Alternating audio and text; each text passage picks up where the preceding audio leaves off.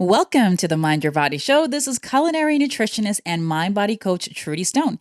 And I am so glad that you tuned in today so that you can learn how to get your mind right so that your body will follow. Speaking of which, today we're talking about addictive foods that wreck your weight loss. Once you pop, you can't stop. Ain't that the truth?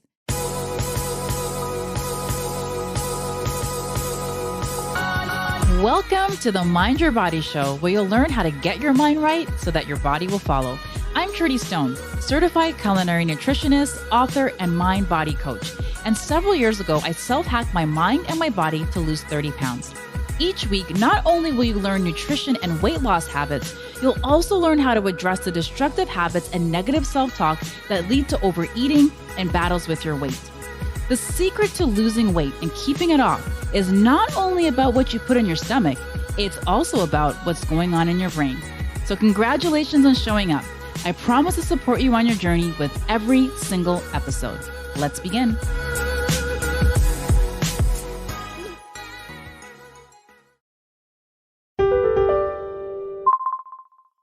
Now, today's episode might land me in hot water, but it's worth it. Because today we're pulling back the lid on hyper-palatable foods and how they wreck your weight loss. You're like, hyper what? So what are hyper-palatable foods? Hyper-palatable foods are those that hit the sweet spot in your mouth and immediately tell your brain to have more, even if you're full. Hyper means excessive, and palatable means appetizing or pleasing to the taste buds. Palatable occurs in nature, so think things like honey, for example. Hyper-palatable is man-made. So, for example, that's like honey roasted peanuts or salted peanuts. Yep, that's what's happening. Every year, the average American eats over 150 pounds of sugar. That's equal to 3 pounds or 6 cups of sugar consumed in 1 week. It mostly comes from processed food, an industry that holds in $1 trillion in annual sales and is making you sick, tired, and overweight. Our brains, specifically the hypothalamus, which regulates eating and energy, can actually become adjusted to the overconsumption of hyperpalatable foods, which can negatively influence your eating behaviors, especially if you're trying to lose weight. I remember reading the book Salt, Sugar, Fat by Michael Moss years ago, a fascinating book, by the way, and he shared that food scientists hijack your taste buds by actually calculating the bliss point of sugary foods and beverages so that you get hooked and have no choice but to keep coming back for more. The bliss point is essentially increasing the level of sugar in food to the degree that pleases our palate the most. The author also talked about how most foods that didn't have a sugar component before now do. Like, say, for example, honey mustard and honey wheat bread and honey wheat pretzels. Anything you could think of pretty much has sugar in it these days. We no longer have any tolerance for foods that aren't sweet. And when I looked at the first ingredient in a bottle of ketchup in my fridge, sugar was the first ingredient. What about tomatoes? Shouldn't they be first? What I found most interesting is that most packaged good companies use research companies to conduct research on food, but ironically, these research companies are heavily subsidized by large food companies. These companies are essentially paying for results that favor them. There was also a part in the book about how instant Jell-O was developed. So in their haste to create a product that would outdo the competition, they added things such as pyrophosphate and orthophosphate to stimulate the cooking process. These chemical additives would allow people to make instant pudding in 5 minutes as opposed to several hours on the stove. After reading that book and doing more research since, I've learned that these companies go through great lengths to make convenient products that last longer on the shelf and that we become addicted to, no matter the detriment to our health. The science of food addiction is clearer now than ever before. There was a really powerful study published in the American Journal of Clinical Nutrition that proved that high sugar, high glycemic foods are addictive in the same way as cocaine and heroin. Crazy. In this groundbreaking study, Dr. David Ludwig and his colleagues at Harvard proved that foods with more sugar Those that raise blood sugar quickly or have what's called a high glycemic index trigger a special region in the brain called the nucleus accumbens, known to be ground zero for conventional addictions such as gambling and drug abuse. When this pleasure center becomes activated, it makes us feel good, and it also drives us to seek out more of that feeling. The study took on the really hard job of proving the biology of sugar addiction. To confirm the results, the researchers did randomized blind crossover study using the most rigorous research design. They took 12 overweight or obese men between 18 to 35 and gave each a low sugar, low glycemic index milkshake. Now, the glycemic index measures how quickly carbohydrates convert to sugar in your blood, and the scale is from 0 to 100. So foods that score high in the glycemic index should be minimized because they promote higher insulin levels. So these are foods that score about 60 or higher, or even 55 or higher. So in the study, 4 hours later, they measured the nucleus accumbens, the brain area that controls addiction. They also measured blood sugar and hunger levels. So days later, researchers had the same subjects come back for another round of milkshakes. This time, they switched them. The new milkshakes tasted and looked exactly the same as the first round, except in how much and how quickly they spiked blood sugar. In contrast to the first shakes, the second batch of milkshakes contained more sugar with a high glycemic index. Not only were the two sets of shakes engineered to deliver precisely the same flavor and texture, they also had exactly the same amount of calories, protein, fat, and carbohydrate. Think of them as like trick milkshakes. So the participants didn't know which milkshake they were getting, and their mouths couldn't tell the difference. But according to the study results, their brains definitely could. Each participant received a brain scan and blood test for glucose and insulin after drinking each version of the milkshake. So without exception, they all experienced the same response. The high sugar, high glycemic index milkshake caused a much greater spike in blood sugar and insulin levels, and also yielded reports of increased hunger and cravings 4 hours after they consumed it. This part of the study findings was not surprising and had actually been shown in many previous studies. The breakthrough finding? When the high glycemic shake was consumed, the nucleus accumbens, again, that's the part of the brain that's responsible for controlling addiction, lit up like a Christmas tree. By contrast, the low glycemic shake triggered no response in the nucleus accumbens. This pattern occurred in every single participant and was statistically highly significant. So this study proved two things. First of all, the body responds quite differently to different calories, even if the protein, fat, and carbs are exactly the same. The second thing that it proved was that foods that spike blood sugar are biologically addictive. In other words, this study proved a food addiction is very real.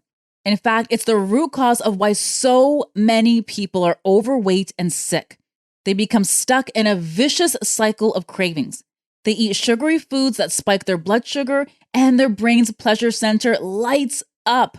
This triggers more cravings, driving them to seek out more and more of the substance that gives them this high. These people become powerless against their brain's hardwired response to seek out pleasure. It's no wonder so many people feel trapped and struggle with weight loss, and you might be finding yourself in this boat as well. Do you wish you could uncover the sabotaging patterns that are preventing you from reaching and maintaining your desired weight? Take my free quiz to discover your diet personality so that you can pinpoint habit-forming strategies that will help you to achieve lasting weight loss. You can take the quiz over at trudyestone.com. I'm sorry to say, ladies, but even chocolate has this effect. Research indicates that chocolate is the most frequently craved food among women.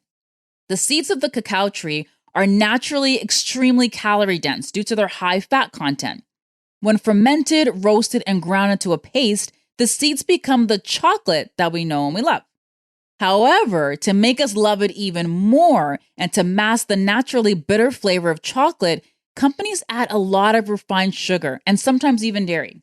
So this combination of carbohydrate content and sweet taste of the chocolate They're already a powerful duo, but it also has something else that makes us keep coming back. And that's a habit forming drug called theobromine.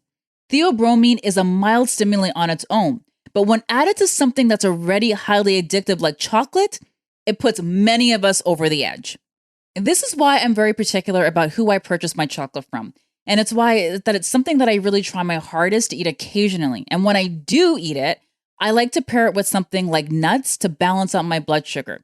Because balancing blood sugar is key for being successful with weight loss. And it's also key for just being healthy overall. Food that brings us pleasure when we eat it is described as palatable. Palatable food tastes good. It's a sign that the brain values a food either as a result of instinct or reinforcement learning. The most highly palatable foods tend to be dense in easily digested calories and combine multiple, innately preferred food properties in a highly concentrated form. Okay. So that's foods like ice cream, cookies, pizza, potato chips, French fries, bacon, chocolate. These are all the foods that are most likely to cause a craving and a loss of control of overeating because their physical properties make them exceptionally reinforcing, motivating, and palatable.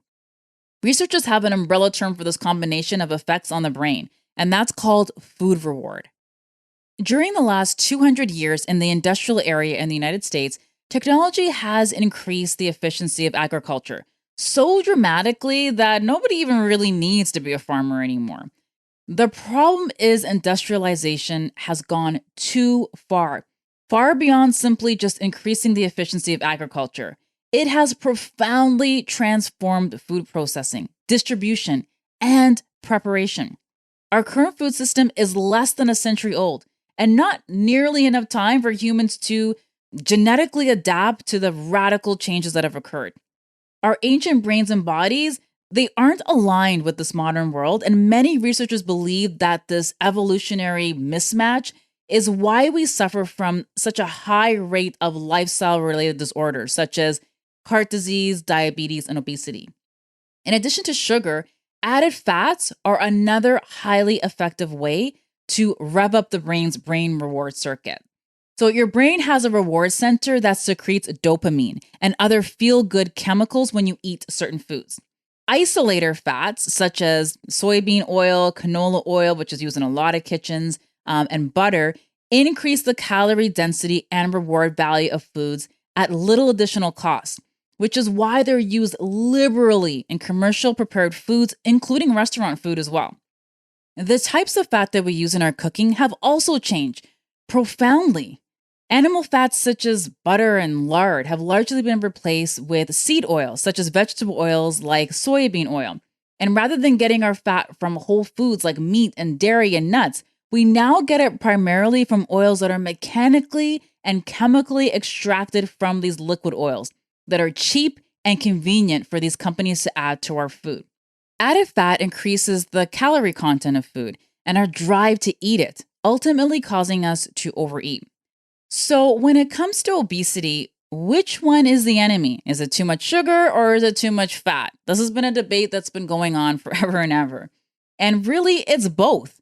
But in particular, it really is the combination of concentrated sugar and fat in the same food that's deadly for our food reward system.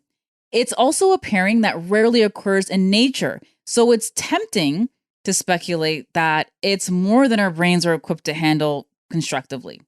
So think ice cream, chocolate, cookies, and cake, foods that we crave and foods that we mindlessly eat.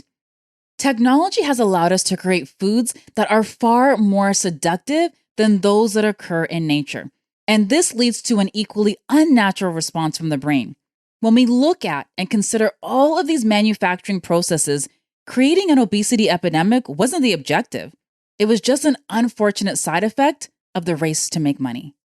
Food companies spent $11 billion on television ads in 2017, and 80% of that, about $8.8 billion, was spent on their unhealthiest offerings: sugary soda, fast food, candy, and unhealthy snacks. What's more, and I have to go here because I'm a woman of color, Black teens are more than twice as likely as white teens to see commercials for these items, one study found. The study was done by the Rudd Center for Food Policy and Obesity at the University of Connecticut. The economic impact of managing diet-related chronic conditions such as heart disease and type 2 diabetes is estimated at $583 billion. Yet only about 5% of the National Institutes of Health annual budget is allocated to nutrition research. The amount of money and effort put into convincing us to eat far outweighs that put into preventing overeating and its consequences. Add to all of this being chronically stressed and emotional, and you have the perfect storm of poor eating habits and being more susceptible to hyper-palatable foods. There was a study done by the National Institutes of Health that showed that when you base your diet around ultra-processed foods, which is 60% of the calories that most people consume today that come from ultra-processed foods, that it becomes incredibly challenging to control your hunger and ultimately your weight. People actually will end up over-consuming about 500 additional calories every day when they base their diets around these ultra-processed foods. So how can we fight this instinctive force that compels us to eat too much? Well, drug addiction research has given us some clues. One of the best established treatment strategies for drug addiction is simply to just avoid drug-associated cues. We know from the work of Ivan Pavlov and others that sensory cues that are repeatedly associated with positive outcomes become motivational triggers. When an addictive person sees a crack pipe, it smells crack smoke, or, walks by the street where he usually buys crack cocaine, it triggers his motivation to smoke crack, and the urge can be overwhelming. So whether or not you're addicted to food, when you walk by a bakery and see freshly baked pastries and smell the aroma wafting through your nose, it triggers your motivation to eat pastries or whatever food you prefer. That's simply the nature of reinforcement. But if you don't walk by the bakery and if you don't experience those sensory cues, your motivation to eat pastries will be much lower, and you won't have to fight yourself to avoid eating a fattening food. Now, we may have a hard time fighting our non-conscious urges to eat tasty, calorie-rich foods when they're right in front of us, but with a little bit of advanced planning, we can, prevail without having to exert too much of our limited willpower. And if that's one thing I keep hearing over and over from people, it's that they feel like they don't have enough willpower. The key is to control food cues in your personal environment. Environment can be an explosive trigger for your bad habits, which is why I dedicated an entire chapter to it in my book, Unbreakable. Keeping easy, tempting foods in plain sight, such as an open bag of chips or a bowl of candy, creates a situation that is simply too tempting for the parts of your brain that are constantly on the lookout for a treat. Okay, so let's move on to some strategies here. So first of all, I want to say that I don't want to tell you to never eat your favorite foods, but you do want to minimize eating those foods that have been proven to be addictive and that will derail your weight loss goals. So for the next few days, I want you to observe your food choices and aim to reduce or eliminate your intake and dependence on these hyper-palatable foods, aka junk foods. And start the process of resetting your brain by watching out for that holy trinity of tastiness that I mentioned earlier, which is salt, sugar, and fat. Try to avoid foods that contain this combination.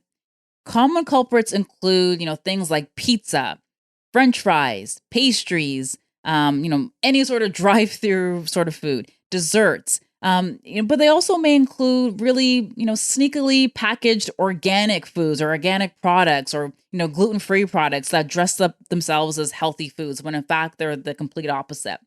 Try to replace these foods with simple choices like vegetables, lean protein, fruit, and unseasoned nuts. Okay, there's lots of different tasty snacks that you can make with any one of those things. And if you just jump on my website, you'll find tons of recipe inspiration. So here's some other tips that can help. Mindful eating. So increase awareness of what you're eating. Don't eat in front of the TV or while you're on your phone or on your tablet. While eating, I also want you to notice the sensations of your food. Okay, so notice the smell, the texture, the appearance, and the taste. Just take a moment to appreciate the nourishment that you're bringing to your body by the food that you're eating. Also, try setting an intention each week. Focus on a positive affirmation that will help guide you toward reaching your goals. An intention is something that you either plan to do, think, or say to enhance your emotional, mental, and physical well being. It will remind you of your goals and will also help to give you a little kick in the butt when you feel like giving up. Keep a food journal. I've talked about this on a few episodes before. In your food journal, or your health journal, as I like to call it, record your mood before and after you ate, how you're feeling that day, and any positive or negative side effects of the food that you're eating. This will give you greater awareness of your food behaviors when you can see it in black and white, and will also help to give you a plan of attack when you know what to focus on. Store food in clear containers. If you can see it, you'll be more likely to eat it. So take all of your healthy food and put it in clear containers where you can see it. Okay, so that could be things like maybe, taking some bell peppers and cutting them up and putting them in a mason jar, or, cutting up, celery or carrots and putting it in a nice clear container where you can see it at the front of your fridge. Okay. Also, when you're ready to throw down in the kitchen, you won't have to be digging through, those opaque plastic containers trying to figure out where things are. Okay. I'd also recommend going a step further and maybe labeling your food so that you know what date you place in the fridge. And it doesn't have to be fancy. You could just go to the dollar store, get some masking tape and a marker. That'll do just fine. And in fact, that's what I do in my kitchen. I also want you to put those healthy foods within reach. Okay. So as I mentioned before, as soon as you open your fridge or your pantry, make sure you can easily see all of the foods that are going to help rather than hinder your weight loss efforts. So we're talking, fruits and veggies here. And again, clear containers are best. Another thing you can try is creating portion controlled snack packs. So I'm talking, about smoothies here and nuts specifically. So you can pre-portion your smoothies into Ziploc bags by throwing in fruits that you'll be using. Okay. And I know a friend of mine that she does this and she swears by it. I do this sometimes occasionally myself. So if you wanted to have like a blueberry, strawberry, smoothie, you'd put the blueberries in there, you'd put the strawberries in there, and any other additives that you might want to put, just put them right in the Ziploc bag and just throw it in the freezer. And then that way, all you have to do is plop the Ziploc bag. Well, you're not going to put the Ziploc bag in your blender, but you're going to take everything out of that Ziploc bag, dump that in your blender, and then add your liquids, and then you're good to go. Okay. This is also going to make it much easier if a craving hits, if you have some things prepped ahead. Okay. Another thing you can do is, you can even make sorbet or an ice cream from some of those ingredients as well. Okay. So if you get like a banana and a blueberry and just put that in your food processor, but just with like a splash of nut milk, you'll have an amazing, sorbet or an ice cream that you can eat. An ice cream is, not really ice cream. It's, I don't want to say fake ice cream, but essentially, yeah, that's what we're getting at. We're getting at a replacement for ice cream, right? If you're a chocolate fan, you can add raw cacao powder. I love raw cacao powder and I add it in a lot of my foods. Okay. Just put a tablespoon of that if you want some chocolate. And raw cacao powder is cocoa in its raw form. So it's a lot healthier because it hasn't been heat treated. And in fact, raw cacao powder is one of the foods that's highest in antioxidants. Another thing you can do is just making your own trail mix. So combine your favorite nuts together in a small container or Ziploc bag, okay? If you want to do an advanced step, you can actually maybe put your favorite spices on those nuts to give them some flavor, and then you can roast them, okay? So there's so many different ideas and things that you can do so that you're not always reaching for all those packaged foods, okay? And nuts are actually a really healthy weight loss food because they're a healthy fat that are great for weight loss. You just want to be mindful of your portion sizes. So no more than about 2 tablespoons of nuts at a time, up to 1/3 of a cup a day. And nuts are a great choice because diets high in protein have been shown to boost your metabolism due to the thermic effect of food, which is the amount of calories your body burns to metabolize foods. If you're curious about what sabotaging patterns are preventing you from reaching and maintaining your desired weight, then take my free quiz. Discover your diet personality so that you can pinpoint habit-forming strategies that will help you to achieve lasting weight loss. You can take the quiz over at trudyestone.com.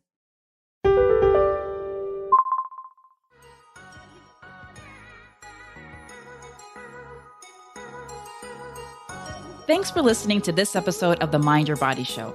I hope that you learned something new to help you transform your life and your body. For more after the show, make sure to head over to trudyestone.com. That's where you'll find all of the show notes. Also, make sure to head over to iTunes to subscribe and leave us a rating to let us know what you thought about the episode. And remember, get your mind right and your body will follow. Thanks for tuning in.